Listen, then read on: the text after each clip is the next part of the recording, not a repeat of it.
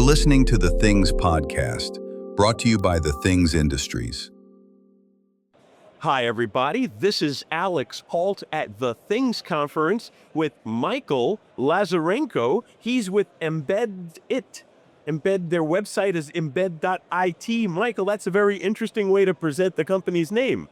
Hi, Alex. Yeah, we were trying to make a pun out of it, but everyone thinks it's an Italian company now. You have to fly that anyway, but we are London-based, so... So you're a London-based company. Yes, we are. And so what brings you to the Things Conference? What are you showing? So we are basically building a hardware abstraction engine. In simple terms, we are connecting hardware and software in embedded devices. So we allow you to look your custom application on top of your custom hardware with a lot less stress, time, and complexity in it. So we analyze all of the chips that you have selected for your design, process their documentation into digital models, and provide you a tool to configure and generate all of the drivers to set up your MCU configuration or generate a device tree, basically giving you a tool that will provide you stable access to hardware without having to worry or deal about register, bit allocations, and all of the nitty-gritty, low-level details that a lot of IoT companies will want to stay away from. Well, the interesting thing about that, though, when you think about it, Michael, is some companies are hardware specialists. A lot of the younger people are software specialists. Yeah. But do you also help the hardware specialists get the software side taken care of? Because you might have a guy who's aces on that microcontroller, but doesn't know how to get the stupid software stack working properly. It's a really good question. I was surprised to see a lot of hardware engineers joining the bot. And I started talking to them to figure out why you're here, guys. And it turns out, as you say, they are trying to figure out how they can quickly test, how can they quickly bring software in without involving that software team that they often find a bit difficult to deal with. So we've been simplifying that, because the beauty of our approach is that you're dealing with visual configurations. So it's pretty straightforward, and they already understand the underlying principles of how the component functions. They just don't know how to code. What we provide is a tool where they can visually configure what they want the device to do without writing a single line of code. All of that is deterministically generated for them.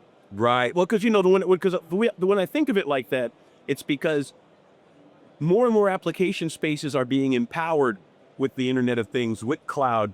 And so you've got, the new engineer that's got this great idea for a software-based tool, but then you've got that old engineer who's been designing conveyor belts, and now they got to integrate them into a smart factory, so now they got to address that stuff. So it does, I think it is important to keep track of both sides of that coin, as it were. 100%.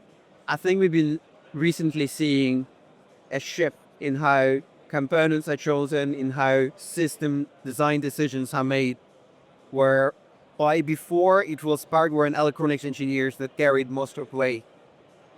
Nowadays it's software that matters.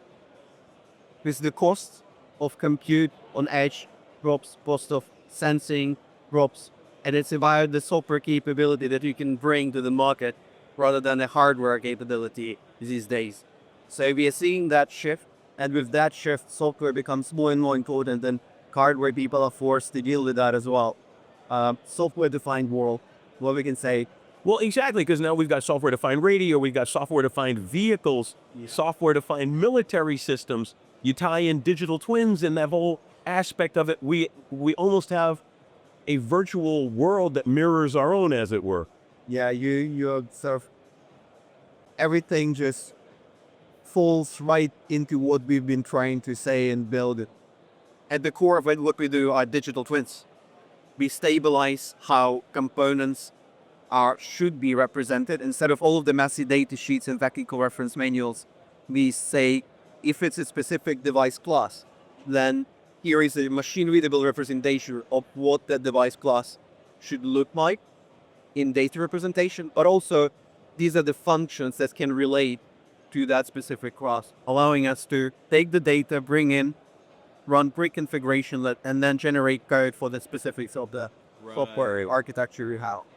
Are there any application spaces that you've been finding some initial success in, or are you across the board? So we've initially tried to go across the board because we found that, it's applicable everywhere.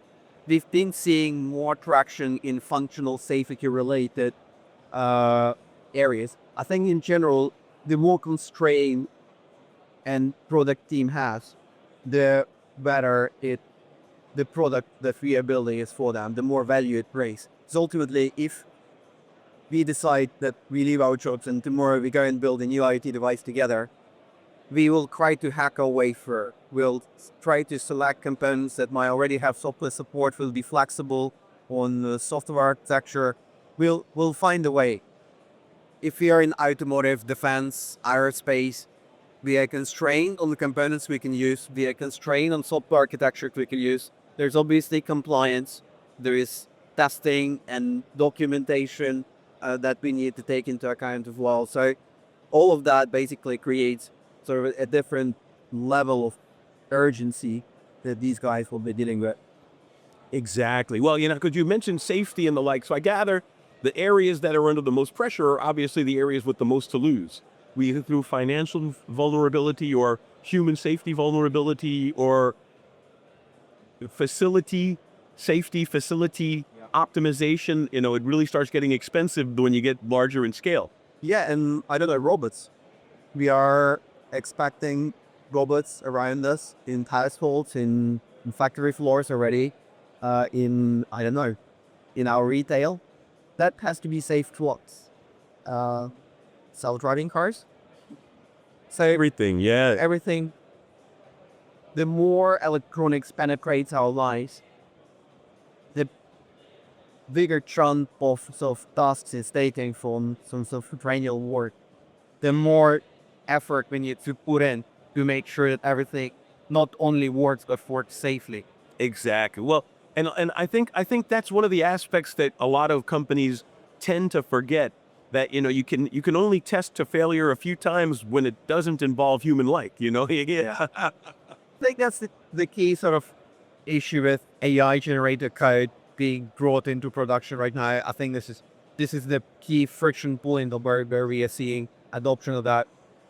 So it's an interesting point of finding the way of how we deal with AI in sort of new enterprise software, in AI on edge, and how we make sure that product remains safe. For mission critical applications. Very cool. Now, before I let you go, were there any final thoughts you might want to leave with us, or something we hadn't brought up yet? It's a good question. I think we've covered majority of things, but within the next 3 weeks, we will be publicly releasing our visual MCU configurator.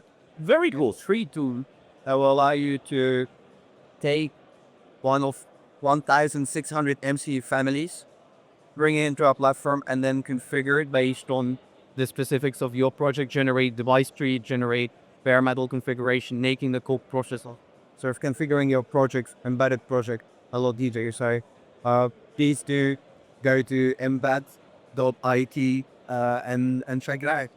Very cool. Thank you so much for taking the time to chat with us today. Thanks a lot. I really appreciate it. Pleasure. Thanks a lot.